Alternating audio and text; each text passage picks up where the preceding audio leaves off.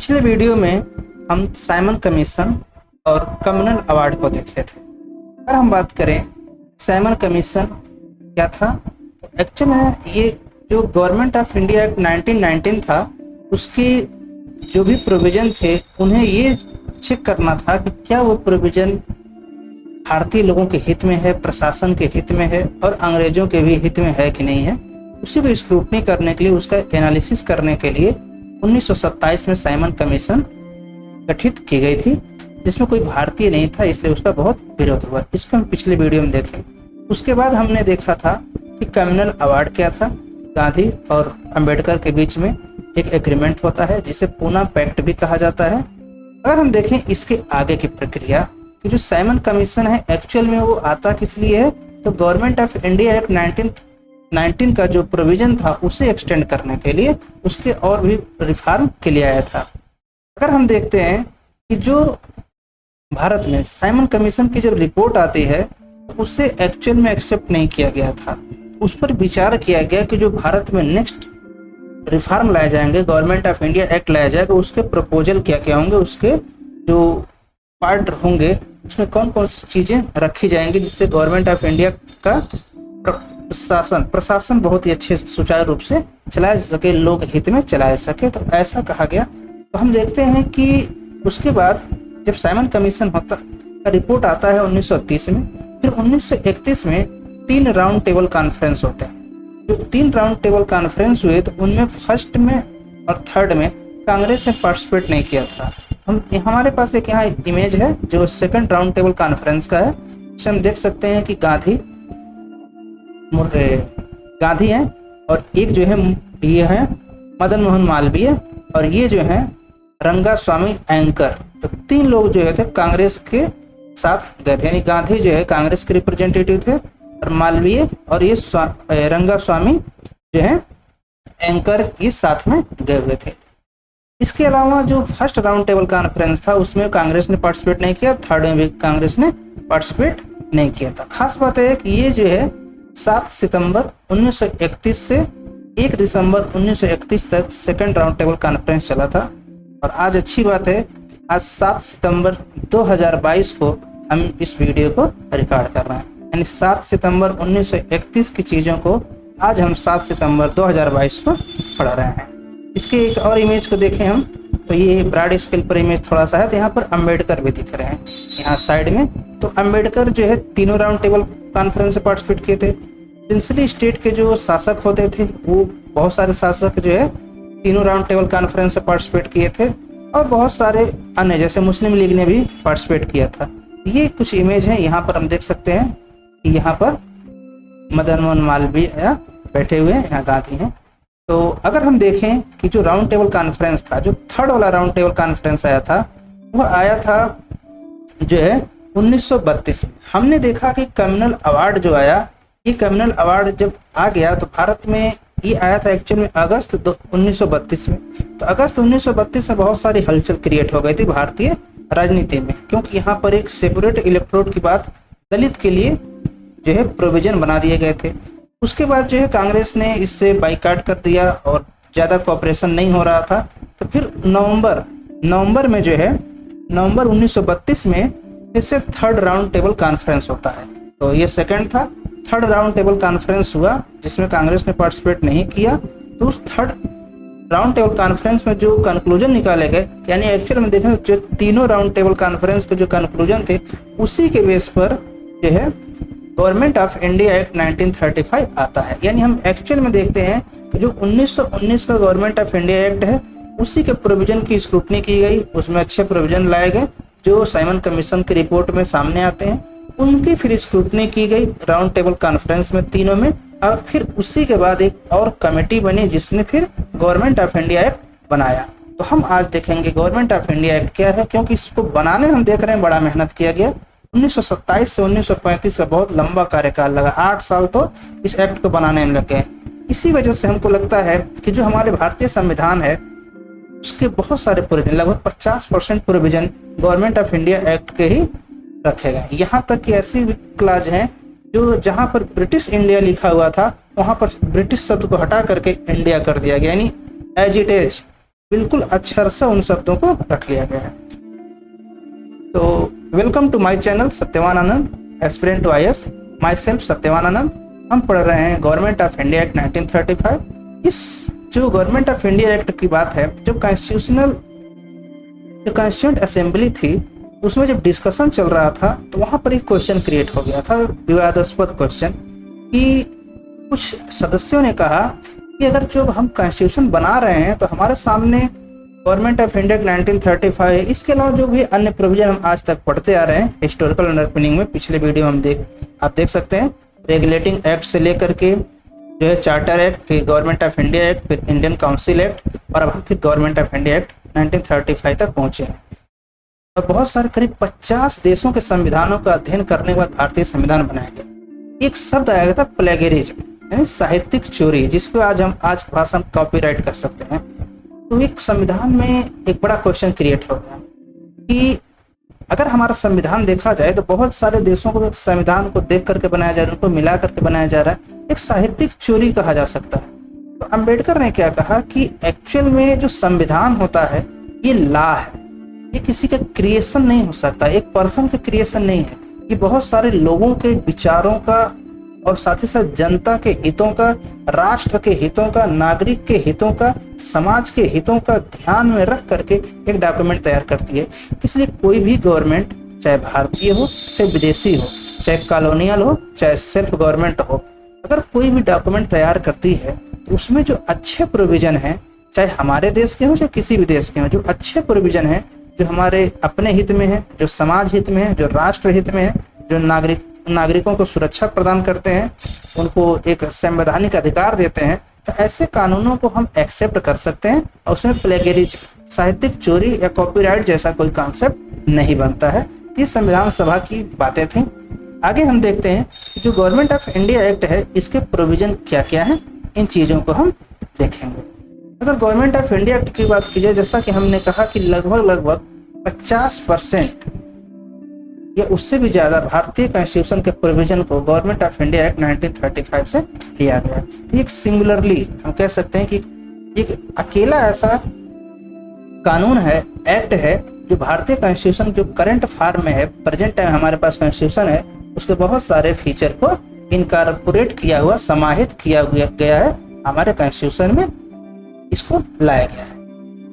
अगर हम देखें तो जो गवर्नमेंट ऑफ इंडिया 1935 है, ये हमारे लिए एक रिस्पॉन्सिबल गवर्नमेंट की एक आधारशिला को रखता है। हम देखें रिस्पॉन्सिबल गवर्नमेंट होता क्या है। हमने वीडियो बनाया है इस पर, जो हिस्टोरिकल अंडरपिनिंग पर है, उसमें गवर्नमेंट ऑफ इंडिया एक्ट 1859 है, गवर्नमेंट ऑफ इंडिया एक्ट 1858 का है। वहीं पर सबसे पहले रिस्पॉन्सिबल गवर्नमेंट की बात की गई थी। फिर इंडियन काउंसिल एक्ट 1861, 1861 का जो इंडियन काउंसिल एक्ट आता है, वहाँ पर हमने चर्चा किया है। फिर 1919 के गवर्नमेंट ऑफ इंडिया एक्ट में भी हमने रिस्पॉन्सिबल गवर्नमेंट की चर्चा की है। इन वीडियो को जाकर के आप प्लेलिस्ट में देख सकते हैं। साथ ही साथ हम इसके लिंक को डिस्क्रिप्शन में लगा देंगे, और साथ ही साथ यहाँ जो आई कार्ड रिप्रेजेंट होता है इस कॉर्नर में, हम वहाँ पर भी लगा देंगे, आप उन्हें देख सकते हैं। तो रिस्पॉन्सिबल गवर्नमेंट का एक्चुअल मतलब था आंसरेबल गवर्नमेंट, जो एक समाज के प्रति यानी एक नागरिक के प्रति एक जिम्मेदार गवर्नमेंट हो, उनके प्रशासन को देखे। लेकिन गवर्नमेंट ऑफ इंडिया जो 1858 आया था 1858 में, उसमें रिस्पॉन्सिबल गवर्नमेंट के नाम पर एक्चुअली वो गुड मैनेजमेंट को रखा गया था।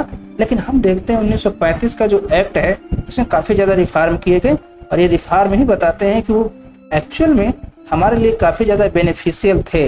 हाँ, वो एक्चुअल में अप्लाई ना हो सके उस समय, 1935 में अप्लाई ना हो सके, लेकिन हमारे कॉन्स्टिट्यूशन निर्माता जो है उसे एक्सेप्ट किए, और आज भी हमारे संविधान के प्रोविजन उसमें प्रोविजन के भाग हैं वो। इसका मतलब है कुछ अच्छी चीज़ें उसमें थी। उन्हीं चीज़ों को हम यहाँ पर डिटेल में देखते हैं। तो जो गवर्नमेंट ऑफ इंडिया एक्ट 1935 है, इसमें 321 सेक्शन थे एंड 10 शेड्यूल थे, यानी एक बहुत ही लेंदी और डिटेल डॉक्यूमेंट था।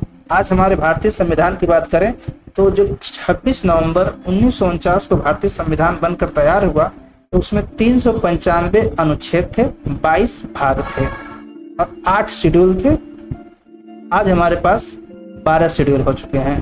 ठीक है, तो अगर हम देखें प्रेजेंट टाइम में, तो भारतीय संविधान में 395 नहीं, करीब 470 470 आर्टिकल हो चुके हैं, 22 भाग हैं, और जो शेड्यूल हैं, अब जब कॉन्स्टिट्यूशन बना तब 8 थे, प्रेजेंट टाइम में 12 हैं। तो हम देखते हैं कि ये जो बहुत लेंदी और डिटेल डॉक्यूमेंट है, उसी तरीके से हमारा कॉन्स्टिट्यूशन भी एक लेंदी और डिटेल बन चुका है। और साथ ही साथ ये जो एक्ट था 1935 का, इसने कहा कि भारत में एक रिटेन कॉन्स्टिट्यूशन की बात उन्होंने किया। अगर हम बात करें रिटेन कॉन्स्टिट्यूशन क्या होता है, तो कॉन्स्टिट्यूशन एंड कॉन्स्टिट्यूशनलिज्म एक वीडियो हम बना चुके हैं ऑलरेडी, उसमें हमने रिटेन और अनरिटेन कॉन्स्टिट्यूशन की थोड़ा डिस्कस किया हो। रिटेन का सिर्फ इतना मतलब है कि हर चीज़ों को लिख दिया जाएगा, जैसे भारतीय संविधान में आर्टिकल 1, 2, 3 एटसेट्रा लिखे गए हैं। रिटेन का जो कॉन्स्टिट्यूशन है उसमें आर्टिकल वाइज नहीं है, उसमें सिर्फ पार्ट है। जैसे हम बात करें तो एक फंडामेंटल राइट है, एक directive principle of state policy है, फिर एक प्रेसिडेंट का आर्टिकल है, तो फिर प्राइम मिनिस्टर के लिए कुछ प्रोविजन है, कुछ उपराष्ट्रपति के लिए है, कुछ इलेक्शन कमीशन के लिए है, कुछ हाई कोर्ट, सुप्रीम कोर्ट के लिए। अगर इन सबको हम अलग अलग एक डॉक्यूमेंट के रूप में रखें और इसको क्रमबद्ध न करें, तो ऐसा ही प्रोविजन चलता है ब्रिटेन में। तो ब्रिटेन में कुछ ऐसा ही है, रिटेन हर चीज़ है, उसको क्रमबद्ध तरीके से नहीं कहा गया है, रखा गया है, उनको एक आर्टिकल वाइज सिस्टमेटिक ढंग से अरेंज नहीं किया गया है, इसलिए उसे अनरिटेन कॉन्स्टिट्यूशन कहते हैं। जबकि रिटेन हर चीज़ वहाँ भी है। तो भारत का जो कॉन्स्टिट्यूशन है वो रिटेन कॉन्स्टिट्यूशन है।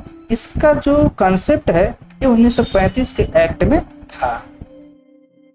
आगे देखिए, गवर्नमेंट ऑफ इंडिया एक्ट 1935 जो है, इसने जो हमें पावर दे रहे थे, ये जो हमारे लिए कुछ अपॉर्चुनिटी उन्होंने लाया कि जो भारतीय हैं इनको सेंचुरी आफ्टर सेंचुरी, वर्षों बाद नहीं बल्कि सैकड़ों साल बाद भारतीयों को एक रिस्पॉन्सिबिलिटी मिलने वाली थी कि वो अपना सेल्फ एडमिनिस्ट्रेशन करे, सेल्फ गवर्नेंस की भावना है और वो अपने शासन को स्वयं संभाले। इसका मतलब क्या है, इसको हम हिस्ट्री से रिलेट करें तो भारत में 1193 में मोहम्मद गोरी जो है पृथ्वीराज चौहान को हराया। उसके बाद धीरे धीरे यहाँ पर मुस्लिम शासक स्थापित हो गया, जो कि काफी लंबे समय तक चला। फिर अंग्रेज आए, अंग्रेजों का शासन स्थापित हो गया।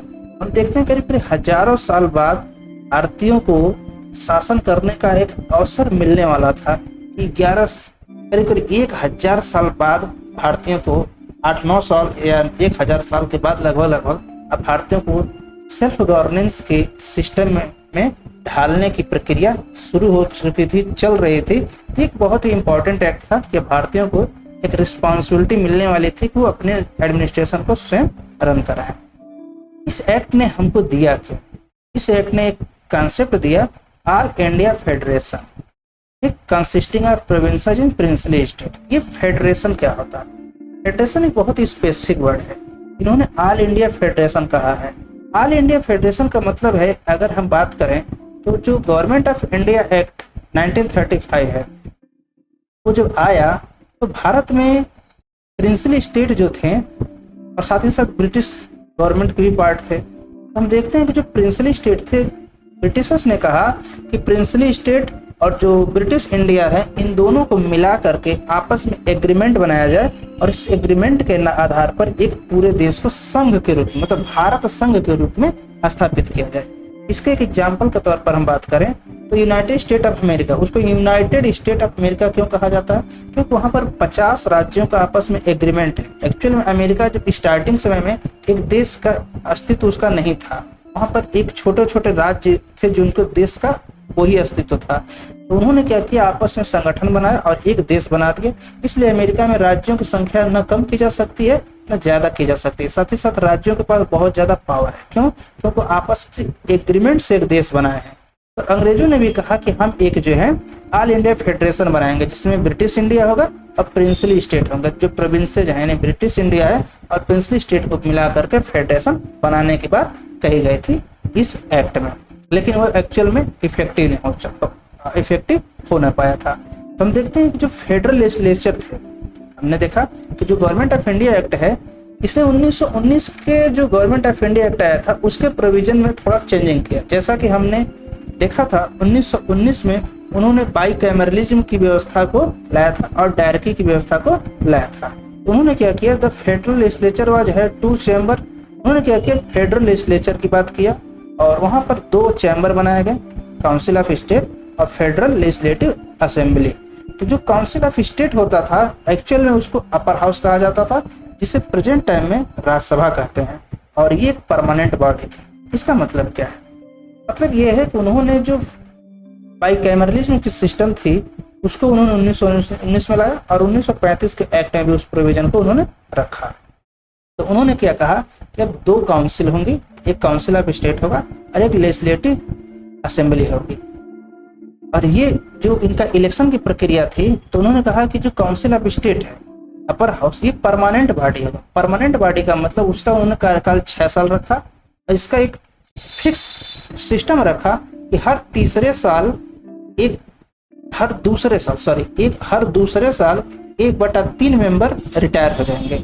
यानी हम देखते हैं कि 1/3 मेंबर दूसरे साल रिटायर हुए, फिर से 1/3 मेंबर चौथे साल रिटायर हुए और फिर से 1/3 मेंबर छठे साल रिटायर हो गए। और साथ ही साथ उनका उसी टाइम फिर से रिटायरमेंट के बाद ही नए मेंबर का इलेक्शन भी होता है। ये प्रेजेंट टाइम में भी यही सिस्टम बिल्कुल राज्यसभा में चलता है, बिल्कुल एज इट इज, एकदम कंप्लीटली सेम टू सेम चलता है। तो ये परमानेंट बॉडी का कॉन्सेप्ट जो हमारे राज्यसभा में प्रेजेंट टाइम में ये यहीं से आया है और बिल्कुल एग्जैक्टली इसी को फॉलो किया जाता है। आगे हम देखें, there was a provision of joint sitting.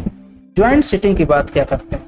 Actually हम देखते हैं कि जो हमारे पास 2 सदन हो गए, अब पार्लियामेंट में जब 2 सदन हो गए, प्रेजेंट टाइम की स्थिति के अनुसार देखें, जब कोई बिल इंट्रोड्यूस किया जाता है तो एक सदन उसको पास कर दिया, दूसरे सदन ने नहीं पास किया, तो वहां पर एक डेडलॉक हो गया। अब गवर्नमेंट चाहती है कि उस बिल को पास कराना अति आवश्यक है, तो वहां पर इस गवर्नमेंट ऑफ इंडिया एक 1935 में एक प्रोविजन लाया गया ज्वाइंट सिटिंग का। ज्वाइंट सिटिंग कौन बुलाएगा? वायसराय। उस समय जो पावर थी वायसराय के पास थी, अब प्रेजेंट टाइम में सेम पावर भारत के राष्ट्रपति महोदय के पास है। तो ज्वाइंट सिटिंग में क्या होता है कि इकट्ठा सारे मेंबर बैठेंगे, दोनों ही सदन के, काउंसिल ऑफ स्टेट और फेडरल लेजिस्लेटिव असेंबली के, और दोनों ही सदस्यों के सामने बिल रखा जाएगा, उस पर प्रस्ताव आएगा, डिस्कशन होगा और फाइनल में वोटिंग होगी। फिर वोटिंग के बाद अगर वो बिल पास हो जाता है तो उसे वायसराय के पास भेज दिया जाएगा और एक एक्ट बन जाएगा, अगर वायसराय साइन करता है तब।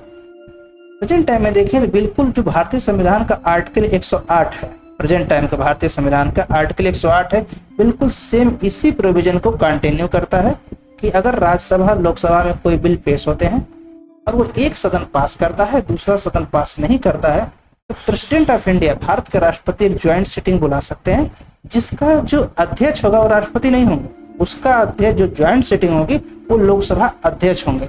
लोकसभा अध्यक्ष अगर उपस्थित न हो तो लोकसभा का उपाध्यक्ष करेंगे, लोकसभा उपाध्यक्ष भी उपस्थित न हो तो राज्यसभा के उपसभापति, सभापति के पास पावर नहीं है। प्रेजेंट टाइम की बात करें हम तो जो राज्यसभा के जो सभापति होते हैं वो उपराष्ट्रपति ही होते हैं, वो एक्चुअल में उसके मेंबर नहीं होते, वो सभापति तो होते हैं लेकिन राज्यसभा के मेंबर नहीं होते, इसलिए उनके पास ये ज्वाइंट सिटिंग को हेड करने की पावर नहीं होती, चेयर करने की पावर नहीं होती। तो ये हमारे प्रेजेंट टाइम का प्रोविजन है, इसको हम डिटेल में आगे देखेंगे। तो ये हम देख सकते हैं कि एक्चुअली ये सारे प्रोविजन हमारे कॉन्स्टिट्यूशन में बिल्कुल सेम टू सेम रखे गए हैं। आगे देखें इसके फीचर्स के बारे में।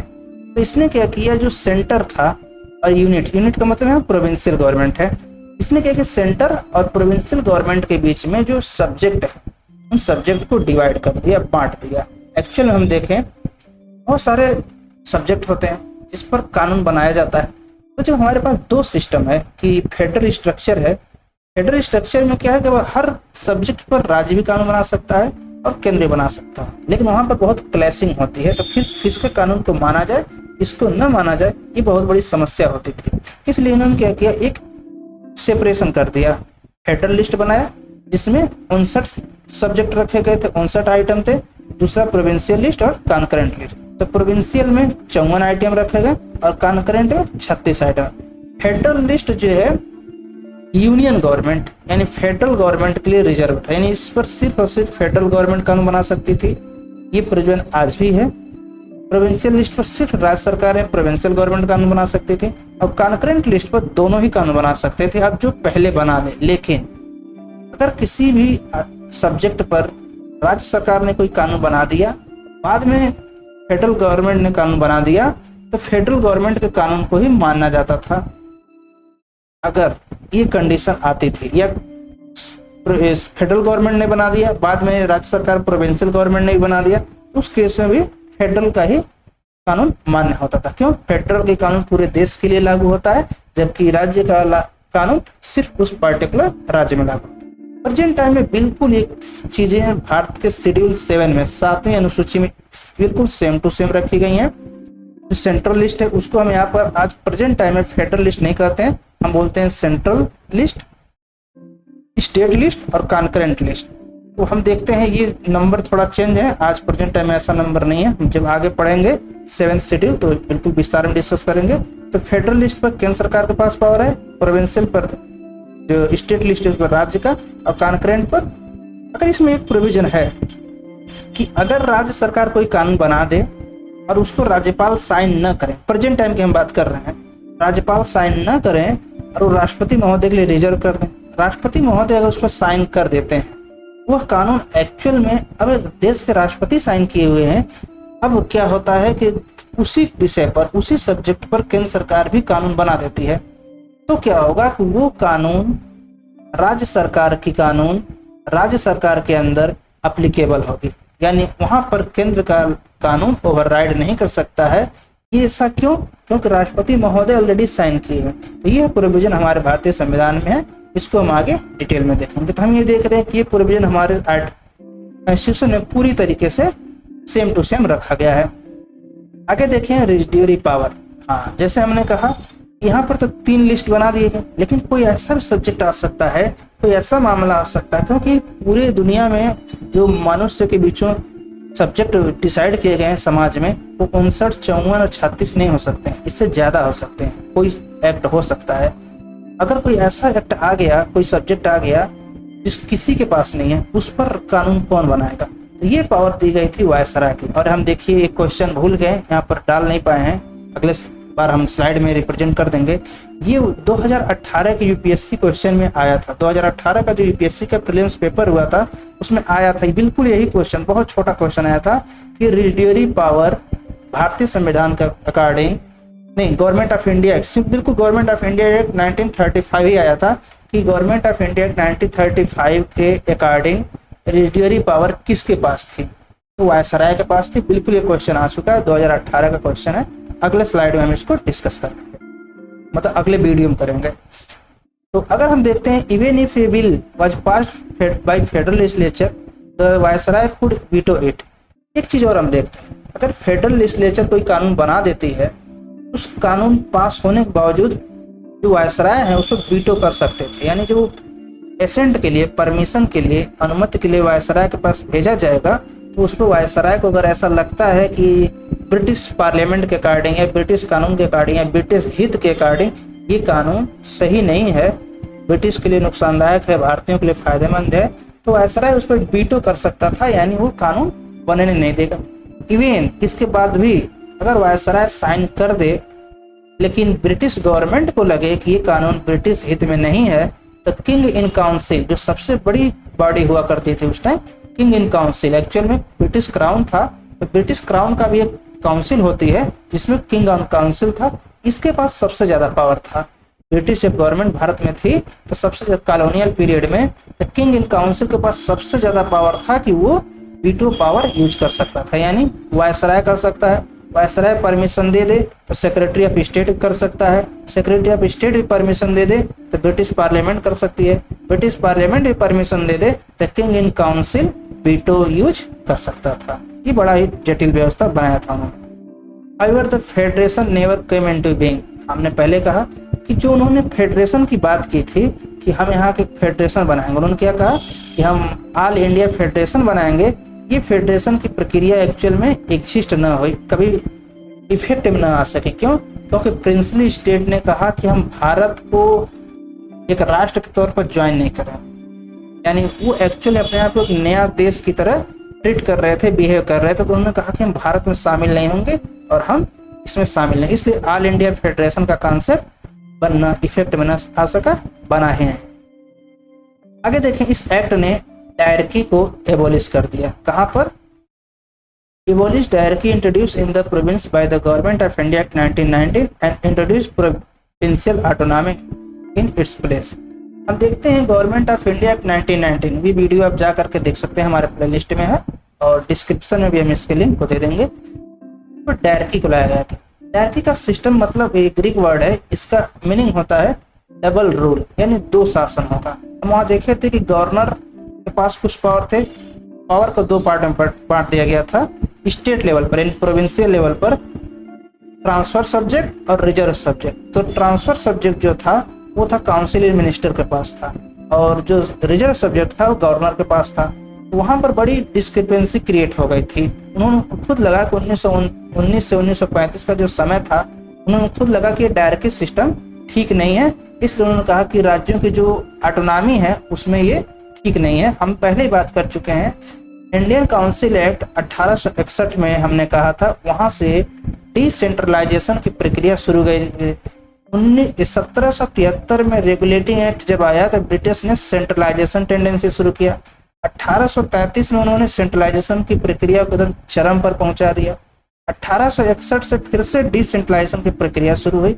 अब 1935 के गवर्नमेंट ऑफ इंडिया एक्ट में उन्होंने डिसेंट्रलाइजेशन की जो प्रक्रिया थी उसे लगभग कंप्लीट कर दिया। अब 1937 में जो इलेक्शन होते हैं, हम हिस्ट्री में देखेंगे, 1937 में जो इलेक्शन हुए राज्यों के प्रोविंशियल गवर्नमेंट के, उनमें उन्हें बहुत ज्यादा पावर दी गई, प्रोविंशियल ऑटोनॉमी दी गई। तो हम इसको देखते हैं कि 1937 तक प्रोविंशियल ऑटोनॉमी काफी अच्छी मिल चुकी थी, इसलिए डायरकी को हटाना आवश्यक था। साथ ही साथ देखते हैं प्रोविंस को जो है उन्होंने ऑटोनॉमस यूनिट के तौर पे मान लिया। उन्होंने कहा कि अपने सेल्फ स्फीयर में जो राज्यों की अपनी परिधि है, उनका कानून बनाने की क्षमता है, उनकी जो बाउंड्री है, उसके अंदर उनके पास ऑटोनॉमस यूनिट की तरह बिहेव किए जाएंगे, यानी उसके रूल रेगुलेशन के लिए वो स्वतंत्र हैं। वहाँ पर रूल रेगुलेशन बना सकते हैं राज्य की डाइवर्सिटी के अकॉर्डिंग, राज्य के जियोग्राफिकल स्ट्रक्चर के अकॉर्डिंग, राज्य के हिस्टोरिकल पर्सपेक्टिव के अकॉर्डिंग, राज्य के कल्चरल व्यू के अकॉर्डिंग, और सोसाइटी के जो है हित में वो ऑटोनॉमस बॉडी की तरह काम करेंगे, ऑटोनॉमस यूनिट की तरह काम कर सकते हैं। ये परमिशन उनको मिल गए। आगे हम देखते हैं, उन्होंने फिर हम पहले कहा है उन्होंने रिस्पॉन्सिबल गवर्नमेंट की बात किया। उन्होंने कहा कि केवल सेंट्रल गवर्नमेंट यानी फेडरल गवर्नमेंट, उस समय सेंट्रल का नाम नहीं होता था, फेडरल होता था। उन्होंने कहा कि फेडरल गवर्नमेंट तो रिस्पॉन्सिबल गवर्नमेंट होगी, साथ ही साथ प्रोविंशियल गवर्नमेंट को भी उन्होंने कहा ये रिस्पॉन्सिबल गवर्नमेंट होगी। और रिस्पॉन्सिबल गवर्नमेंट होने की रिक्वायरमेंट क्या थी कि गवर्नर को जो है उन्होंने कहा कि अब गवर्नर के पास, हमने पहले देखा डायरेक्टली उन्होंने हटाया। डायरेक्टली हटाने का मतलब ही था कि जो ट्रांसफर सब्जेक्ट और रिजर्व सब्जेक्ट दो कैटेगरी बनी थी उन्हें एबोलिश कर दिया गया। अब सारा सब्जेक्ट किसके पास चला गया? काउंसिल ऑफ मिनिस्टर के पास, यानी राज्य सरकार के पास चली गई, प्रोविंशियल गवर्नमेंट के पास। तो प्रोविंशियल गवर्नमेंट के एडवाइस पर उन्होंने कहा कि गवर्नर काम करेंगे। यानी अब हमारे पास 1935 में देखते हैं कि जो स्टेट की काउंसिल ऑफ मिनिस्टर होगी वो कानून बनाएगी और वो क्या करेगी? गवर्नर को एडवाइस देगी, गवर्नर उस एडवाइस के अकॉर्डिंग काम करेंगे। बिल्कुल सेम, बिल्कुल यही प्रक्रिया आज भी राज्य सरकारों के पास है। इसलिए तो हमने कहा गवर्नमेंट ऑफ इंडिया एक्ट जो है एक्चुअल में जो ब्रिटिश इंडिया लिखा हुआ था उसी को, ब्रिटिश शब्द को एलिमिनेट करके इन्होंने इंडिया लिख दिया। बिल्कुल वही कानून ही हमारे पास है। तो ये हो गया रिस्पॉन्सिबल गवर्नमेंट की क्राइटेरिया, जहां पर गवर्नर के पावर को जो रिजर्व सब्जेक्ट है उसे खत्म किया गया और काउंसिल ऑफ मिनिस्टर जो होते थे उनके आधार पर, उनके एडवाइस पर गवर्नर को काम करना होता था। आगे देखते हैं कि जो गवर्नमेंट ऑफ इंडिया एक्ट 1935 आया, ये तो उसके प्रोविजन है। ये जो प्रोविजन है 1937 से इफेक्ट में आ गया, लेकिन इसके अच्छे कानून होने के बावजूद इंप्लीमेंट अच्छे से नहीं किया गया। देखिए दो चीजें होती हैं, एक होता है अच्छा कानून और एक होता है अच्छा इम्प्लीमेंटेशन। एक होता है बुरा कानून, एक होता है उसके अच्छे से इम्प्लीमेंटेशन। यानी बुरा कानून है उसको खूब अच्छे से इम्प्लीमेंट कर दिया जाए, समाज तबाह हो जाए। एक बहुत ही अच्छा कानून है लेकिन उसको बहुत बुरे तरीके से इम्प्लीमेंट कर दिया जाए तो समाज और भी ज्यादा तबाह हो जाएगा। एक कानून हो ही ना तो समाज बिल्कुल तबाह हो जाएगा। तो हम यहाँ पर ये देखते हैं कानून तो बहुत अच्छे अच्छे बनाए गए लेकिन उनको इम्प्लीमेंट बहुत गलत तरीके से किया गया, इसलिए इससे 1919 में ही डिसकंटिन्यू कर दिया गया। यानी जो गवर्नमेंट ऑफ इंडिया एक्ट 1919 था उसी कानून को 1919 में बना, 1921 से इफेक्ट में आया और 1946 तक वही कानून भारत में चलता रहा। यानी 1921 से 1946 तक कानून चला। ये जो गवर्नमेंट ऑफ इंडिया एक्ट 1935 है ये 1919 में से वापस ले लिया गया। इस एक्ट ने सेंट्रल गवर्नमेंट के लिए प्रोविजन क्या लाए थे? किसने कहा कि डायरेक्टी के सिस्टम को सेंटर में लाएंगे, यानी राज्य सरकार के पास जो 1919 में डायरेक्टी की परमिशन मिली थी रिजर्व सब्जेक्ट और ट्रांसफर सब्जेक्ट का, वो कंडीशन ये लेके चले आए सेंट्रल पर। और जो बाइकैमरलिज्म सिस्टम मिली थी 1919 में सेंटर को, उसको लेके चले आए राज्यों पर। तो हम देख रहे हैं कि बाइकैमरलिज्म और डायरेक्टी को इन्होंने एक्चुअल में इंटरचेंज कर दिया। सेंटर और यानी फेडरल और राज्य सरकार प्रोविंशियल गवर्नमेंट के बीच इंटरचेंज हो गया। 1919 में बाइकैमरलिज्म सेंटर फेडरल गवर्नमेंट में थी और डायरेक्टी प्रोविंशियल में थी। 1935 में डायरेक्टी सेंटर के पास चली गई और बाइकैमरलिज्म की व्यवस्था सेंटर में तो थी ही, साथ साथ स्टेट यानी प्रोविंशियल गवर्नमेंट में भी अप्लाई कर दी गई। अब जब डायरेक्टली सेंटर में आ गया तो फिर यहाँ पे जो फेडरल सब्जेक्ट थे इन्हें फिर से दो पार्ट में डिवाइड कर दिया गया, रिजर्व सब्जेक्ट और ट्रांसफर सब्जेक्ट। तो जो ट्रांसफर सब्जेक्ट है ये किसके पास था? काउंसिल ऑफ मिनिस्टर जो होती थी लेजिस्लेटिव असेंबली की, जो फेडरल लेजिस्लेटिव असेंबली थी उसके पास पावर होती थी। जो राज्यसभा जो होता था या लोकसभा के जो इक्विवेलेंट होते थे उनके पास ये पावर थी, यानी असेंबली के सेंट्रल गवर्नमेंट के पास पावर थी को कानून बनाए। और जो रिजर्व सब्जेक्ट था ये किसके पास था? ये उस जो है जो वायसराय था उसके पास पावर था। उसकी वायसराय की एग्जीक्यूटिव काउंसिल होती थी। एक्चुअली वायसराय के पास हमने देखा रेजिडियरी पावर है, तो वायसराय के पास एक्चुअल में दो पावर होती थी। ये बड़ा ध्यान देने योग्य बात है। वायसराय के पास लेजिस्लेटिव पावर था जिसके वजह से उसके पास लेजिस्लेटिव काउंसिल होती थी। उस लेजिस्लेटिव काउंसिल का हेड वायसराय होता था और उसके पास ये रिजर्व सब्जेक्ट था। और साथ ही साथ वायसराय के पास एक एग्जीक्यूटिव काउंसिल भी होती थी। वो एग्जीक्यूटिव काउंसिल में रेजिडियरी पावर यूज करने की पावर वायसराय के पास थी। यानी हम देखते हैं कि वायसराय के पास एक्चुअल में डबल पावर थी, लेजिस्लेटिव पावर भी थी, एग्जीक्यूटिव पावर भी थी, जबकि गवर्नमेंट के पास सिर्फ और सिर्फ लेजिस्लेटिव पावर थी। ये बड़ा ही इंपॉर्टेंट और क्रिटिकल पॉइंट है। अगर हम देखें जो ये प्रोविजन लाया वो कभी ऑपरेशन में आ ना सका। कौन सा प्रोविजन?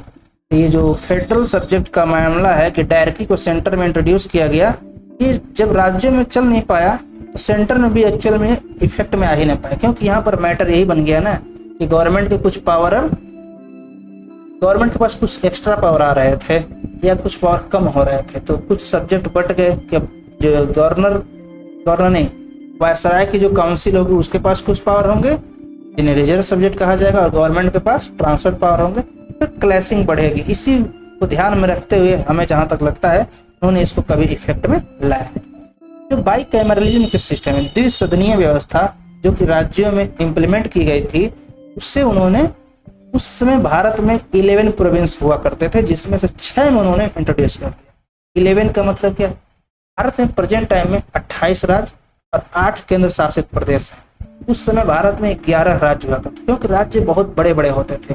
उस समय आबादी बहुत कम थी, राज्य बड़े बड़े होते थे। और साथ ही साथ प्रिंसली स्टेट जो थे करीब 562 तो प्रिंसली स्टेट थे छोटे छोटे, तो उनमें ये ब्रिटिश गवर्नमेंट की कानून, ब्रिटिश इंडिया की कानून अप्लाई नहीं होते थे। तो जैसे अगर हम बात करें यूनाइटेड प्रोविंस एक बड़ा राज्य था, पंजाब बड़ा राज्य था, बंगाल है वो बड़ा राज्य था। तो इसी वजह से उन्होंने 6 में लागू किया। तो 6 राज्य कौन कौन थे? उन्होंने यूपी, जिसे यूनाइटेड प्रोविंस उस समय कहा, आज हम इसे उत्तर प्रदेश कहते हैं, लेकिन उस समय इसे यूनाइटेड प्रोविंस कहा जाता था। बिहार, आसाम, बंगाल, मद्रास और बॉम्बे। बॉम्बे का मतलब प्रेजेंट टाइम का गुजरात, महाराष्ट्र और गोवा, ये तीनों मिलाकर के उस समय बॉम्बे राज्य हुआ करते थे। और मद्रास में भी तमिलनाडु का अधिकांश हिस्सा और कुछ हिस्सा कर्नाटक के भी आते थे। ये बड़े बड़े राज्य हुआ करते थे। तो इन राज्यों को मिले क्या? बाइकैमरलिज्म में। बाइकैमरलिज्म का मतलब कि यहाँ 2 हाउस बने, पहला लेजिस्लेटिव असेंबली और दूसरा लेजिस्लेटिव काउंसिल। जबकि जो अन्य प्रोविंस थे 11 में से जो 5 बच रहे हैं उनके पास सिर्फ लेजिस्लेटिव असेंबली थी। ये प्रोविजन बिल्कुल आज भी हमारे भारतीय कॉन्स्टिट्यूशन में सेम टू सेम 6 राज्यों के पास है, लेकिन ये 6 राज्य अलग अलग हैं। तो 6 राज्य जो प्रेजेंट टाइम की अगर हम बात करें तो इसे विधानसभा जो लेजिस्लेटिव असेंबली और विधान परिषद लेजिस्लेटिव काउंसिल कहते हैं। तो यूपी, बिहार में प्रेजेंट टाइम में है और इनमें नहीं है। तो अगर हम बॉम्बे की जगह देखें तो महाराष्ट्र में है, यानी हम देख सकते हैं 3 में आज भी है। तो प्रेजेंट टाइम में जो सिचुएशन है यूपी, बिहार, महाराष्ट्र, तेलंगाना, आंध्र प्रदेश और कर्नाटक, ये 6 राज्य हैं जहां पर आज भी द्विसदनीय व्यवस्था है, बाइकैमरलिज्म सिस्टम है और अन्य सभी राज्यों में लेजिस्लेटिव असेंबली केवल है। आगे देखें, ये इनको पावर तो दिए गए कि यहाँ पर जो है 2 सदन बना दिए गए, इनको जो है बाई कैमरेज में बताएं, बहुत सारे पावर दिए गए। लेकिन एक्चुअल में क्या था, हमने कहा कि वायसराय के पास एक लेजिस्लेटिव काउंसिल होती थी, एक एग्जीक्यूटिव काउंसिल होती थी। इस वजह से उनके और गवर्नर के पास भी बहुत सारे पावर होते थे। गवर्नर के पास भी एग्जीक्यूटिव काउंसिल होता था, लेजिस्लेटिव काउंसिल तो भले उन्होंने ट्रांसफर कर दिया गवर्नमेंट के पास। जो आज, हाँ एक बात और कह दें कि जो गवर्नमेंट की संकल्पना आज हम राज्यों के देखते हैं, जो राज्यों मुख्यमंत्री होते हैं, ये संकल्पना उस समय चल रही थी। 1935 के समय भी भारत में मुख्यमंत्री हो रहे थे। जो प्रोविंशियल गवर्नमेंट थी वहां पर मुख्यमंत्री थे, काउंसिल ऑफ मिनिस्टर होते थे, गवर्नर होता था। और सेंट्रल गवर्नमेंट पर भी लोकसभा राज्यसभा की तरह फेडरल लेजिस्लेटिव असेंबली और लेजिस्लेटिव जो स्टेट काउंसिल हुआ करते, जो राज्यसभा है वो हुआ करते। मतलब आज का जो स्ट्रक्चर है एक्चुअल में उस समय इफेक्ट में आ चुका था। उन्होंने कहा कि देखा कि ये बहुत बड़ी जटिल प्रक्रिया हो जाएगी अंग्रेजों के लिए, इसलिए उन्होंने बहुत सारे रेस्ट्रिक्शन लगा दिए थे। आज भी हम देखते हैं कि सेंट्रल गवर्नमेंट गवर्नर के माध्यम से राज्य सरकारों पर कुछ रेस्ट्रिक्शन लगाने में सक्षम है। तो अच्छी चीजों के साथ साथ बुरी चीजें भी साथ में चलती हैं और वो आई भी हैं। The membership criteria of this house is varied from province to province, यानी जो मेंबर कौन बनेंगे, जैसे हमने कहा विधायक जो लेजिस्लेटिव असेंबली के हैं या लेजिस्लेटिव काउंसिल के हैं या फेडरल लेजिस्लेटिव असेंबली के हैं या स्टेट काउंसिल के जो मेंबर होंगे, अगर प्रोविंशियल लेवल पर बात करें तो मेंबर कौन होंगे, उनकी क्राइटेरिया आज के टाइम में तो सेम है, परंतु उस टाइम हर प्रोविंस के अकॉर्डिंग अलग अलग थी। लेकिन आज भारतीय संविधान के अकॉर्डिंग हर राज्य में सेम क्राइटेरिया सबके लिए होता है। एक बात और हम देखें, जो गवर्नमेंट ऑफ इंडिया एक्ट 1935 है, इसने बांटो और राज करो की नीति को इसने भी कंटिन्यू किया। यानी जो अच्छी चीजें हैं उसके साथ साथ बुरी चीजें आ ही जाती हैं। ब्रिटिश की तो मानसिकता थी। तो हमने देखा था इंडियन काउंसिल एक्ट 1909 में सबसे पहले प्रिंसिपल ऑफ कम्युनल रिप्रेजेंटेशन लाया गया था मुस्लिम के लिए। मुस्लिम को सेपरेट इलेक्टोरेट दिया। आप हमारे वीडियो को जा करके देख सकते हैं, लिंक हम वीडियो में दे देंगे। फिर उन्होंने 1919 में फिर से इसको एक्सटेंड किया। एक्सटेंड करने का मतलब मुस्लिम के पास कंटिन्यू रहा, साथ ही साथ 4 कम्युनिटी को उन्होंने और दे दिया। 4 कम्युनिटी कौन थे, तो सिख थे, क्रिश्चियन थे, एंग्लो इंडियन थे और यूरोपियन थे। उनको उन्होंने 1919 में प्रोवाइड कर दिया। जब साइमन कमीशन की रिपोर्ट आती है तो साइमन कमीशन ने कहा कि मुस्लिम और जो 1919 में दिए गए हैं, यूरोपियन को, सिख को, एंग्लो इंडियन को, इन चारों लोगों के अलावा हमें एक्सटेंड और करना चाहिए डिप्रेस क्लास के लिए। डिप्रेस क्लास का मतलब शेड्यूल कास्ट, यानी जो लोअर कास्ट है, दलित जिन्हें कहा जाता है। उन्होंने कहा कि डिप्रेस्ड क्लास को भी मिलना चाहिए। ये साइमन कमीशन की रिपोर्ट की रिकमेंडेशन थी, जिसको 1935 के एक्ट में इंक्लूड कर लिया गया। लेकिन 1935 में 2 वर्ग और जोड़ दिए गए, वुमेन्स और लेबर यानी वर्कर को भी। यानी हम देखते हैं कि 1935 तक जो है प्रिंसिपल ऑफ कम्युनल रिप्रेजेंटेशन किसको किसको मिल रहा है, तो मुस्लिम को मिल रहा है 1909 से, सिख, यूरोपियन, क्रिश्चियन और एंग्लो इंडियन को मिल रहा है 1919 से। और अब हम देखते हैं कि डिप्रेस क्लास के लिए भी और वुमेन्स के लिए, लेबर के लिए भी 1935 में लाया गया। लेकिन डिप्रेस क्लास के लिए हमने पिछले वीडियो में देखा कम्युनल अवार्ड जो था, ये जो है साइमन कमीशन का ही पार्ट था, तो वहां पर विरोध हुआ। तो बाद में डिप्रेस क्लास मान गए वो जो है ज्वाइंटली रहेंगे, हिंदू के साथ ज्वाइंट रहेंगे, लेकिन उनको जो है 147 सीटें रिजर्व उनकी कर दी गई थी। लेकिन हम देखते हैं कि वुमेन्स और लेबर वर्कर के लिए भी उन्होंने एक प्रोविजन ला दिया कि उनके लिए भी सेपरेट इलेक्टोरेट होंगे। और ये हमारे पास बहुत इंपॉर्टेंट टॉपिक है। हम देखते हैं कि जो एक चीज उन्होंने नेगेटिविटी वाली चीजों को कंटिन्यू किया था, तो ये हमारे लिए बहुत इंपॉर्टेंट हो जाता है, क्योंकि यूपीएससी ने इस पर एक क्वेश्चन पूछ लिया है। वो क्वेश्चन क्या है हम देखते हैं, काफी इंपॉर्टेंट है, क्वेश्चन आसान है। तो क्वेश्चन क्या है, यूपीएससी के प्रीलिम्स क्वेश्चन 2021 में क्या पूछा गया, 2 एक्ट को, हाँ हमें यहाँ ध्यान देने वाली बात है। पहले क्वेश्चन पढ़ते हैं। Consider the following statement, the Montagu-Chelmsford reform of 1919 recommended granting voting right to all the women above the age of 21 years. Statement second, the Government of India Act of 1935 gave women reserved seat in legislature. अब हम देख सकते हैं UPSC का question का level क्या होता है। ऐसे ही नहीं यूपीएससी देश का नहीं, दुनिया का सबसे कठिन एग्जाम है, सबसे टफ एग्जाम है और सबसे बड़ा एग्जाम है। इससे बड़ी नौकरी, आईएएस से बड़ी नौकरी पूरी दुनिया में कहीं नहीं होती। अब हम देख सकते हैं उन्होंने 2 रिफॉर्म के लिए उन्हें गवर्नमेंट ऑफ इंडिया एक्ट 1919 और गवर्नमेंट ऑफ इंडिया एक्ट 1935 दोनों को मिला करके एक क्वेश्चन बनाया, यानी जो दोनों ही गवर्नमेंट ऑफ इंडिया एक्ट को बहुत अच्छे से पढ़ा रहेगा वही इस क्वेश्चन का जवाब दे सकता है। अब हम देखते हैं मॉन्टेग्यू चेम्सफोर्ड में वो कहते हैं recommended granting voting right to all. ये टू ऑल जो वर्ड है ना, to all the women above the age of 21, ये गलत स्टेटमेंट है। क्यों? उस सभी वुमेन को नहीं दिया गया था। हम पहले भी चर्चा कर चुके हैं एक वीडियो में कि जो वोटिंग राइट थी वह वोटिंग राइट जो 1919 और 1909 का, उसमें हम चर्चा कर चुके हैं। जो वोटिंग राइट थी वो एक्चुअल में कुछ लोगों को मिलती, इलीट सेक्शन को केवल मिलती थी, और ये ऑल वर्ड की वजह से ये स्टेटमेंट गलत होता है, क्योंकि सभी लोगों को राइट नहीं मिलता। जो अमीर वर्ग था, जो टैक्स देते थे, जो एजुकेटेड होते थे, केवल उनको मिलता था, इस सबको नहीं मिला था। Government of India 1935 give women reserve seat in legislature. तो हम यहाँ पर क्या देख रहे हैं, यहाँ पर वुमेन्स को उन्होंने दिया है, विमेन्स को उन्होंने पावर दिया है। इस तरह हम देख सकते हैं कि हमारा स्टेटमेंट 1 गलत है, क्योंकि ऑल वर्ड यहाँ से हट जाएगा। और सफरेज, हाँ उन्होंने एबव 28 कहा है, तो सफरेज फ्रेंचाइज नहीं थी, सर्वमताधिकार की व्यवस्था भी उस समय नहीं थी, और ये स्टेटमेंट सेकंड सही है। तो अगर इसके एक्सप्लेनेशन को हम देखें तो in the line with government of policy Montagu Chelmsford जो रिफॉर्म आया था, उसका जो स्टेटमेंट 20 अगस्त 1917 में आया था, उन्होंने कहा था कि हम जो हैं इसमें रिफॉर्म करेंगे, और उसी के अकॉर्डिंग जो है मॉन्टेग्यू चेम्सफोर्ड रिफॉर्म आया था। उन्होंने कहा था कि अंडर द एक्ट, इसके गवर्नमेंट ऑफ इंडिया 1919 की बात हो रही है, women are given the right to vote but there was no universal adult suffrage. यानी यहाँ पर जो ऑल वर्ड उन्होंने इंक्लूड कर दिया है, इसके लिए नहीं था, ये यूनिवर्सल सफरेज की कॉन्सेप्ट नहीं था। स्टेटमेंट 1 गलत हो गया। स्टेटमेंट 2 की बात करें तो जो गवर्नमेंट ऑफ इंडिया 1935, इसने प्रिंसिपल ऑफ कम्युनल रिप्रेजेंटेशन को बढ़ा दिया, जैसा कि हमने देखा कि वुमेन्स को दिए गए, और सेपरेट इलेक्टोरेट की जो व्यवस्था थी वो हमने देख लिया कि उन्होंने किस किस सेक्शन को इंक्लूड किया, जो कंटिन्यूस चल रहे थे उनको भी दिया।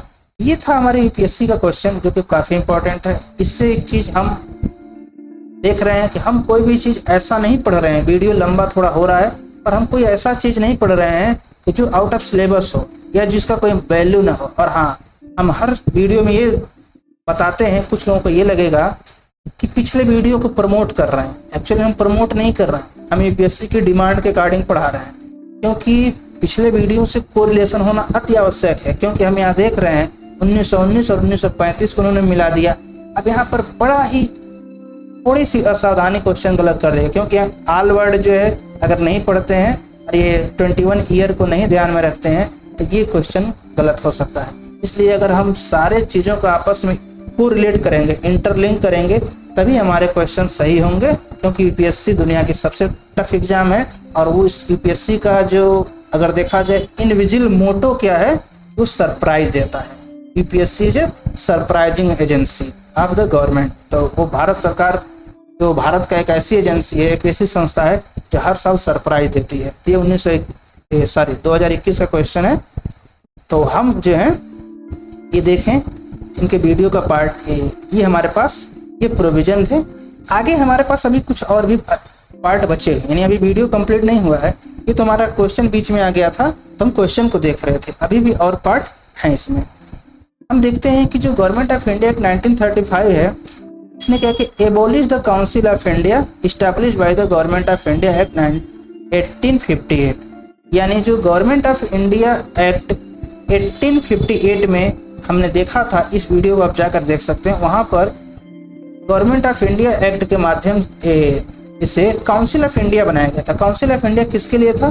तो जो secretary of state for India था, जो लंदन में बैठता था, उसको एक काउंसिल दी गई थी, जिसमें कुछ मेंबर हुआ करते थे, 6 मेंबर हुआ करते थे। उन 6 मेंबर के अकॉर्डिंग वो वहीं से शासन को देखता था।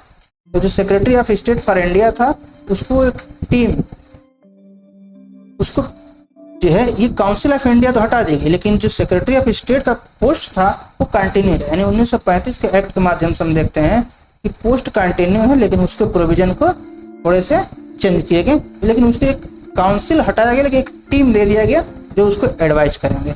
It provided for the establishment of reserve bank of India. हाँ, एक बात और हम देखते हैं कि जो रिजर्व बैंक ऑफ इंडिया है उसकी स्थापना इसी गवर्नमेंट ऑफ इंडिया एक्ट 1935 के माध्यम से हुई थी, जो 1 अप्रैल 1935 को हुई थी इसकी स्थापना।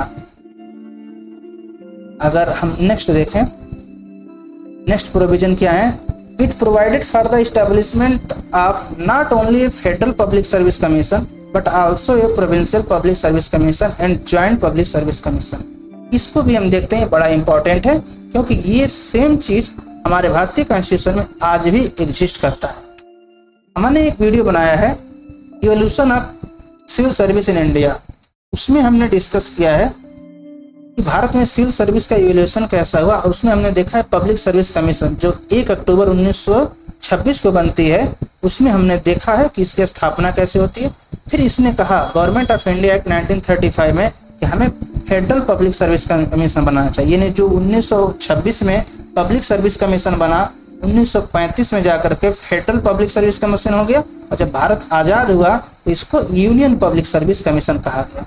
तो गवर्नमेंट ऑफ इंडिया एक्ट 1935 ने प्रोविंशियल पब्लिक सर्विस कमीशन की स्थापना की बात किया, साथ साथ ज्वाइंट पब्लिक सर्विस कमीशन। ये ज्वाइंट की जरूरत क्यों आ गई? अगर कोई एक राज्य स्वयं पेपर न कराए, कोई एग्जाम कंडक्ट न करवाए, और चाहे किसी मामले पर 2 या 2 से ज़्यादा राज्य आपस में पब्लिक सर्विस का कमीशन बना लें, और उन सभी 2 या 2-3 राज्य जिनका आपस में एग्रीमेंट है, अगर वो कोई एग्जाम कंडक्ट करवाते हैं किसी सिविल सर्वेंट के रिक्रूटमेंट के लिए, तो उन्हें ज्वाइंट पब्लिक सर्विस कमीशन कहा जाएगा। अब वहाँ पर ये कॉन्सेप्ट है, इसको हम आगे पढ़ेंगे, जब भारतीय संविधान को पढ़ेंगे प्रेजेंट टाइम में, तो हम देखते हैं आर्टिकल 315 से 323 जो है प्रेजेंट टाइम के भारतीय कॉन्स्टिट्यूशन के आर्टिकल की बात करें तो ये तीनों चीजें, union public service commission, provincial public service commission और ज्वाइंट पब्लिक सर्विस कमीशन की बात हमारे आर्टिकल में रखी है। वहां पर हम डिटेल में डिस्कस करेंगे कि इनका मतलब क्या है एक्चुअल में। हम बस इतना है कि ये सेंट्रल गवर्नमेंट के लिए फेडरल, प्रोविंशियल के लिए जो है प्रोविंस स्टेट के लिए, और ज्वाइंट अगर 2 या 2 से ज्यादा राज्य आपस में एग्रीमेंट करके एक बॉडी बनाते हैं। It provided the establishment federal court. हाँ, हम देखे थे रेगुलेटिंग एक्ट 1773 के माध्यम से 1774 में सुप्रीम कोर्ट की स्थापना कलकत्ता में की गई थी। तो जो कलकत्ता में स्थापना की गई कोर्ट की, उसके जो है आधार पर उसका जो जुरिडिक्शन था वो केवल कलकत्ता में था, लेकिन इन्होंने बाद में कहा 1937 में कि हम एक फेडरल कोर्ट बनाएंगे। एक सुप्रीम कोर्ट की ही तरह था, लेकिन उसके पास जो पावर था बहुत ज्यादा नहीं था। प्रेजेंट टाइम की जो सुप्रीम कोर्ट है उसके पास बहुत ज्यादा पावर है, फेडरल कोर्ट के पास इतना पावर नहीं था। इसकी स्थापना 1937 में की गई थी।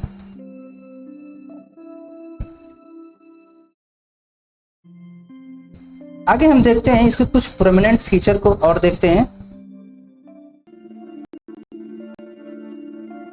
हम इसके कुछ प्रोमिनेंट फीचर को देखें तो it contain the following provision की formation of the province of Sindh and Orissa. यानी गवर्नमेंट ऑफ इंडिया एक्ट अगर 1935 की बात करें तो पहले हमने देखा भारत में 11 प्रोविंस थे, बाद में और प्रोविंस बनाए गए, तो सिंध और उड़ीसा नए प्रोविंस बनाए गए। यानी जो उड़ीसा था पहले वो बंगाल का ही पार्ट हुआ करता था, बाद में नया प्रोविंस बनाया गया। और बर्मा को हम देखते हैं, जब हिस्ट्री पढ़ेंगे तो उसमें हम पढ़ेंगे कि बर्मा को 1824 में युद्ध हुआ था ब्रिटिश का, वो भी ब्रिटिश कॉलोनी थी, और उन्होंने भारत में मिला दिया था। यानी बर्मा एक्चुअल में जो आज म्यांमार है भारत का अंग बन गया था ब्रिटिश इंडिया के टाइम में। 1824 से 1935 तक वो भारत का अंग था। तो 1935 में बर्मा को एक नया देश बना दिया गया। और एडेन जो है आज हम देखते हैं लाल सागर का जो दक्षिणी हिस्सा है, अरब सागर के पश्चिमी छोर पर जो लाल सागर है, अरब देश के पश्चिम और दक्षिण कॉर्नर पर, वहां पर एडेन की खाड़ी है, उसको भी वो भी ब्रिटिश इंडिया के कंट्रोल में था। उसको उन्होंने क्या किया 1935 के एक्ट से सेपरेट कर दिया। आगे देखते हैं तो इंडियन काउंसिल एबोलिश, जैसा भी हमने पहले डिस्कस किया, जो secretary of state for India था उसके जो है इंडियन काउंसिल जो उसके पास होती थी एडवाइस के लिए, उसको एबोलिश कर दिए गए। और उन्होंने क्या किया एडवाइजर दिया उसको। एडवाइजर कितने 3 से 6 होते थे, और ये जो है उनके पॉलिसी फार्मुलेशन में हेल्प करते थे। यानी एडवाइजर की संख्या फिक्स नहीं थी, वो 3, 4, 5, 6 रख सकते थे, मिनिमम 3 अधिकतम 6। उनकी जैसी आवश्यकता हो, जो पॉलिसी फार्मुलेशन की आवश्यकता पड़ती थी तो उस फील्ड के, जिस फील्ड के रेफरेंस में पॉलिसी बनानी थी उसके रेफरेंस में क्या करते थे, किसी एक्सपर्ट को अपने एडवाइजर ग्रुप में, टीम में शामिल कर लेते थे। इसलिए वेरिएशन काफ़ी अच्छा भी था, क्योंकि हम यहाँ देख सकते हैं, इसके थोड़ा सा एनालिसिस का पार्ट देखें। किसी भी संगठन में, किसी भी ऑर्गेनाइजेशन में अगर मेंबर को हम फ्लक्चुएशन में रखें, वेरिएशन में रखें, कि उसमें हम मेंबर को फिक्स नहीं रखेंगे। मेंबर एक पर्टिकुलर पर्सन नहीं होगा, वो एक्सपर्ट पर्सन होगा। तो अगर हमें जिस सब्जेक्ट पर जो है एडवाइस की ज़रूरत है, उस फील्ड से पर्सन को लाएं, अपॉइंटमेंट करें पर्टिकुलर टाइम तक के लिए, और वो एडवाइस दे, कानून बने, पॉलिसी बने, फिर उस पर्सन को हटा दिया जाए, नेक्स्ट के लिए नेक्स्ट पर्सन को। इससे क्या होती है, ट्रांसपेरेंसी बढ़ती है और साइंटिफिक चीज़ें साइंटिफिक तरीके से काम होती है और अच्छी पॉलिसी बनती है। तो ये उन्होंने ऐड किया था। Secretary was the normally not expected to interfere in the Indian affair. अब हम देखते हैं जो 1919 का एक्ट आता है उसमें रिस्पॉन्सिबल गवर्नमेंट की आधारशिला रख दी थी, और सेक्रेटरी ऑफ स्टेट का जो सैलरी थी उसको भी भारतीय रेवेन्यू से नहीं मिल रहा था 1919 से। ये वीडियो में हम 1919 की वीडियो में डिस्कस कर चुके हैं। अब उसको ब्रिटिश पार्लियामेंट से मिल रहा था। अब 1935 के एक्ट ने कहा कि उसको हम उम्मीद नहीं रखते हैं कि वो भारतीय मामलों में इंटरफेरेंस करे। यानी जो वीटो पावर एक्चुअली हम जानते हैं, वायसराय अगर साइन कर देता है किसी बिल पर और वो एक्ट बन जाता है, तो सेक्रेटरी ऑफ स्टेट के पास वीटो पावर था कि वो उसे कैंसिल कर दे, नल एंड वाइड कर दे। लेकिन उम्मीद ऐसी रखी गई थी, ऐसा प्रोविजन में कहा गया, मैं नहीं कह रहा हूँ, ऐसा प्रोविजन में कहा गया था, ऐसी उम्मीद रखी जाए, नॉट एक्सपेक्टेड टू इंटरफियर, उसको उम्मीद नहीं की जाएगी कि वो इंटरफियर करे जब तक कि बहुत बड़ा मामला न हो, तो वो गवर्नर के माध्यम से और वायसराय के माध्यम से इंटरफेरेंस नहीं रखेगा। अगर हम देखें जो फेडरल गवर्नमेंट थी उसका हेड कौन होगा, जैसे आज प्रेजेंट टाइम की बात करें, भारत में जो स्टेट हेड है, स्टेट का मतलब कंट्री, राष्ट्र, जो स्टेट हेड है वो कौन है, माननीय जो है राष्ट्रपति महोदय। तो राष्ट्रपति महोदय देश के हेड हैं, हेड ऑफ द स्टेट है। और जो प्राइम मिनिस्टर होते हैं वो हेड ऑफ गवर्नमेंट होते हैं। यानी सेंट्रल गवर्नमेंट जो है उसके हेड कौन है, prime minister. Head of the state कौन है, प्रेसिडेंट ऑफ इंडिया। तो उस समय जो था वायसराय को फेडरल गवर्नमेंट का हेड माना गया था। यानी उस समय राष्ट्रपति का कॉन्सेप्ट होना है था। तो राष्ट्रपति के तौर पर कौन था, मोनार्कियल सिस्टम। हमारा देश मोनार्कियल सिस्टम से चल रहा था, ये हम बहुत अच्छे से पढ़ चुके हैं। गवर्नमेंट ऑफ इंडिया एक्ट 1858 1858 में महारानी विक्टोरिया ने एक प्रोक्लेमेशन लाया था जिससे उसने भारत की सामग्री क्वीन घोषित कर दिया था। यानी 1858 से भारत में जो राष्ट्रपति का पद था वो मोनार्कियल सिस्टम की तरफ था। जो प्रेजेंट टाइम में ब्रिटिश गवर्नमेंट की सिचुएशन है वहाँ पर मोनार्क होती है, महारानी या किंग होता है, तो भारत में भी था। 1858 से भारत में महारानी शासन कर रही थी एज राष्ट्रपति जो प्रेजेंट टाइम में, और जो वायसराय था वो प्राइम मिनिस्टर के इक्विवेलेंट होता था। तो जो गवर्नमेंट का, फेडरल गवर्नमेंट का एक्चुअल हेड होता था वायसराय होता था, और इसको इस एक्ट के माध्यम से बिल्कुल फिक्स कर दिया गया था। कोई जो है क्लिष्टता न रहे, कोई ट्रांसपेरेंसी की कमी नहीं थी, पूरा क्लियर तरीके से कह दिया गया कि वायसराय जो होगा फेडरल गवर्नमेंट का हेड होगा। और साथ ही साथ उसके पास एडमिनिस्ट्रेशन में, लेजिस्लेशन में और फाइनेंस में, तीनों ही मामलों में पावर दिए गए थे। काफ़ी रेंज थे उसके पावर के, वो एक्सरसाइज करेंगे। यानी जो वायसराय है उसके पास एडमिनिस्ट्रेशन यानी एग्जीक्यूटिव पावर है, लेजिस्लेशन लेजिस्लेटिव पावर है, फाइनेंस यानी रेवेन्यू मैटर भी उसी के पास था।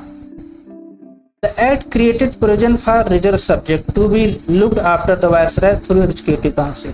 जैसा हमने कहा, सेंटर में उन्होंने डायरेक्टरी स्थापित किया। डायरेक्टरी का मतलब क्या है, अब सब्जेक्ट को दो पार्ट में डिवाइड कर दिए गए, रिजर्व सब्जेक्ट और ट्रांसफर सब्जेक्ट। तो जो रिजर्व सब्जेक्ट थी वो किसके पास थी, वायसराय के पास। तो वायसराय एक्चुअल में डायरेक्ट यूज नहीं करता था, उसके पास एक एग्जीक्यूटिव काउंसिल होती थी, उस काउंसिल के माध्यम से वो रिजर्व सब्जेक्ट इस्तेमाल करता था।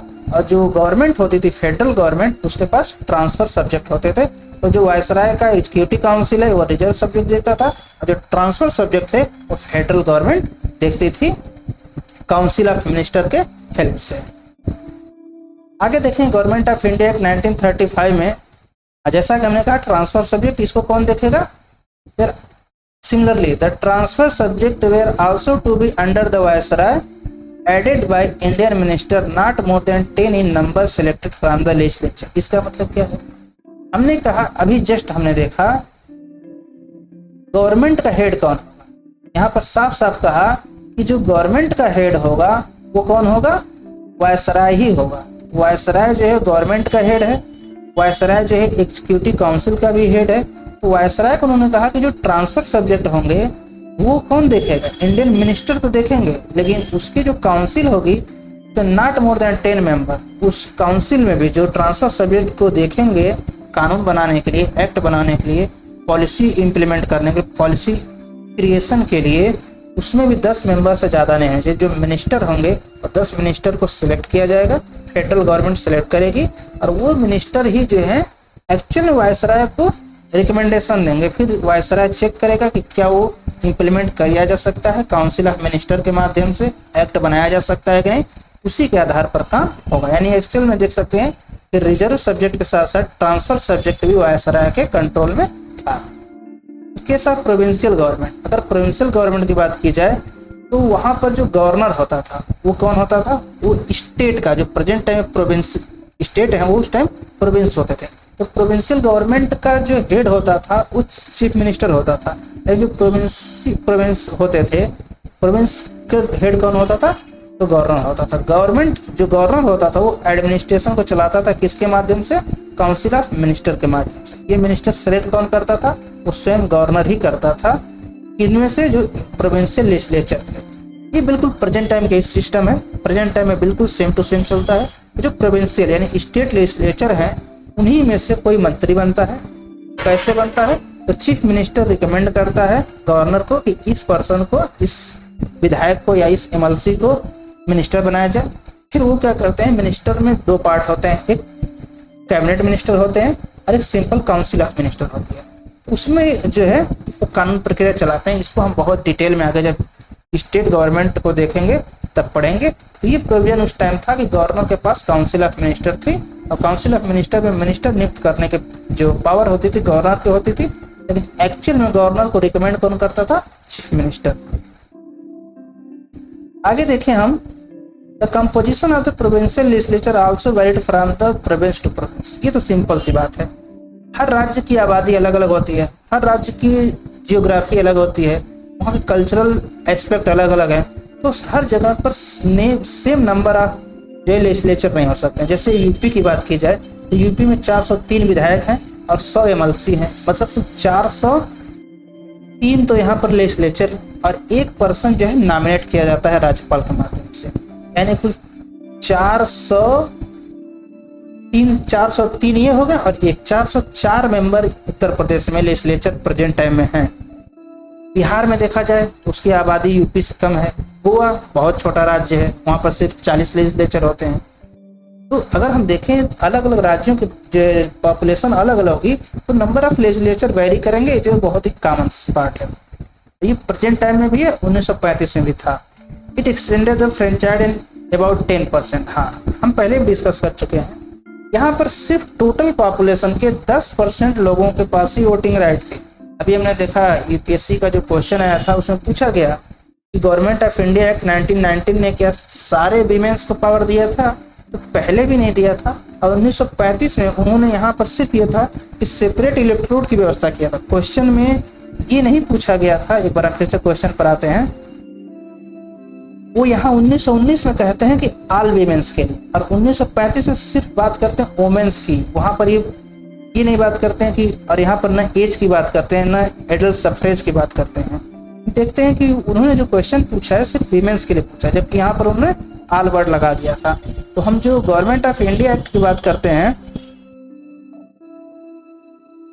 तो उन्होंने केवल 10% दिया। और 10% कौन थे? जो इलीट सेक्शन थे, जो अमीर वर्ग थे, जो टैक्स भरते थे या एजुकेटेड थे या जमींदार होते थे, उन्हीं को केवल राइट मिला था। तो ऐसे 10% लोग थे जिन्हें वोटिंग राइट मिली थी। यानी ये पहले 10% से भी कम होती थी, अब जाकर के 1935 में सिर्फ 10% को वोटिंग राइट दिया गया।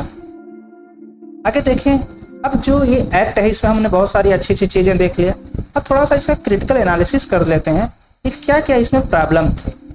तो अगर सबसे पहली प्रॉब्लम की बात की जाए तो एक्चुअल में देखिए सिंपल सी चीज़ है, जब भी कोई गवर्नमेंट पॉलिसी बनाती है, लॉ बनता है, उसके समर्थन में के साथ साथ विरोध भी बहुत ज़्यादा होता है। तो भारतीयों ने क्या कहा, कुछ लोगों ने, कि ये एक्चुअल में एक्ट में कुछ खास है नहीं, इसको शुगर कोटेड क्विनीन कहा। इसको क्विनीन का नाम दिया गया और शुगर कोटेड है, जिससे इसे मिठास है, लेकिन ये सच नहीं है, क्योंकि अगर ऐसा सच में होता तो भारतीय कॉन्स्टिट्यूशन के अधिकांश प्रोविजन इस एक्ट से नहीं आते। इसलिए हम तो सहमत नहीं है इसको शुगर कोटेड क्विनीन माना जाए, क्योंकि हमारे कॉन्स्टिट्यूशन का 50% हिस्सा गवर्नमेंट ऑफ इंडिया एक्ट 1935 से आया है। The proposed scheme for establishing federation prove to be non starter as the princely state did not join. इसको हम पहले डिस्कस कर चुके हैं कि प्रिंसली स्टेट जो फेडरेशन बनाने का जो कॉन्सेप्ट है, उन्होंने वो कॉन्सेप्ट सफल न हो सका, क्योंकि प्रिंसली स्टेट पहले ही कह दिए तो इंडियन फेडरेशन में शामिल नहीं होंगे।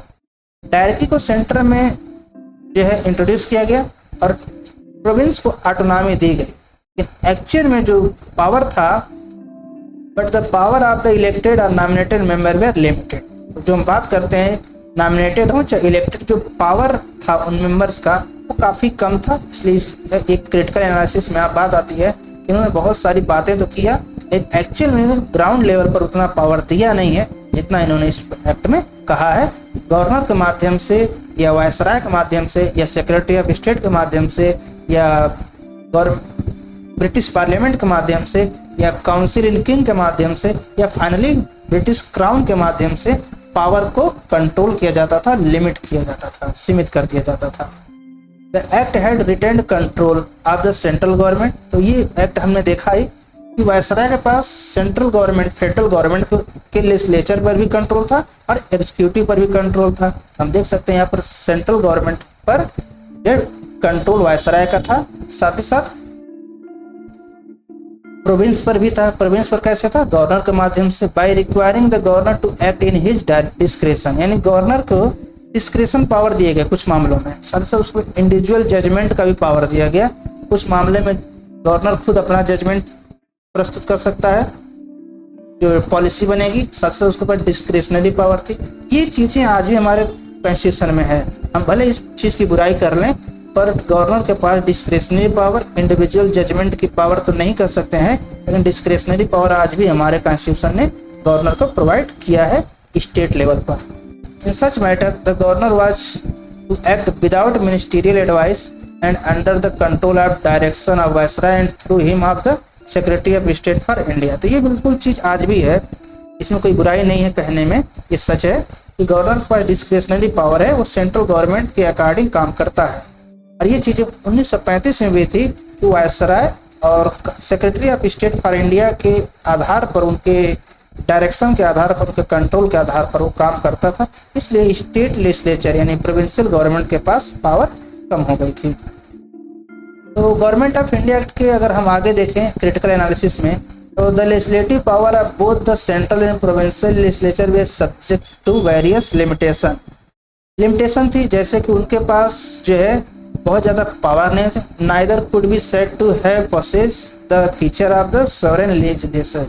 सोवरेन लेजिस्लेचर क्या होता है? यानी जिनका सेपरेट एग्जिस्टेंस हो। सेपरेट एग्जिस्टेंस का मतलब उनके ऊपर किसी भी तरीके का कोई कंट्रोल ना हो। जो भारत का जो किंग कौन है, किंग नहीं उस समय क्वीन थी, जो मोनार्क है भारत का, वो जो ब्रिटिश क्वीन थी, महारानी विक्टोरिया जो थी, या जो क्वीन 1935 के समय थी, जब क्वीन भारत की इंडिया स्टेट की प्रमुख है, हेड ऑफ स्टेट है, तो किसी को सोवरेन पावर कहाँ से मिल सकता है? तो ये तो एक बेईमानी है, एक क्रिटिकल एनालिसिस का मैटर है।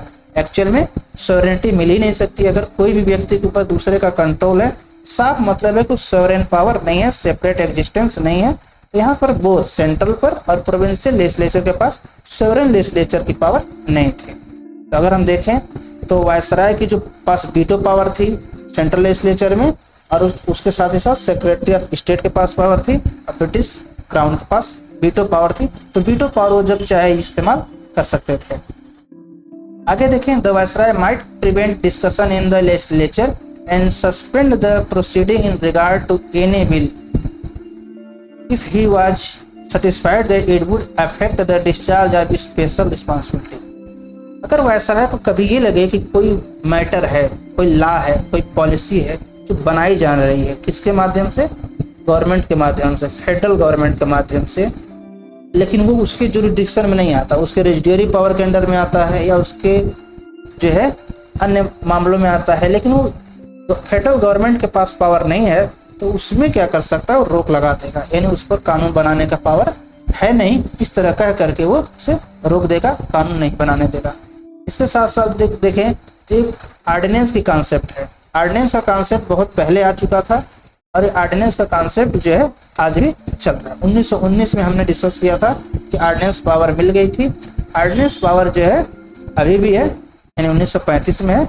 और ऑर्डिनेंस कब आएगा? Recess period. रिसेस पीरियड का मतलब क्या होता है?